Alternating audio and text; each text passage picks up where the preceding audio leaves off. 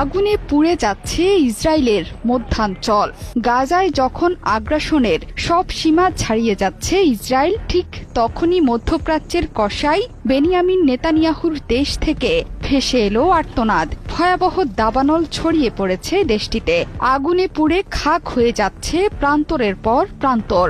আগুনের তীব্রতা আর বাতাস এতটাই ভয়ঙ্কর হয়ে উঠেছে যে নিমিষেই বেশ কয়েকটি শহরে ছড়িয়ে পড়েছে দাবানল।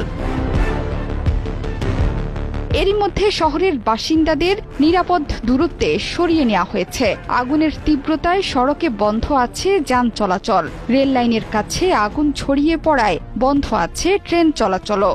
এমন পরিস্থিতিতে অ্যাডহক কমান্ড সেন্টারের জরুরি বৈঠকে অংশ নিয়েছেন ইসরায়েলের প্রধানমন্ত্রী বেনিয়ামিন নেতানিয়াহু। গণমাধ্যমগুলোতে বলা হয়েছে, মধ্য ইসরায়েলের মোসাব তারুমের কাছেই প্রথম আগুনের সূত্রপাত।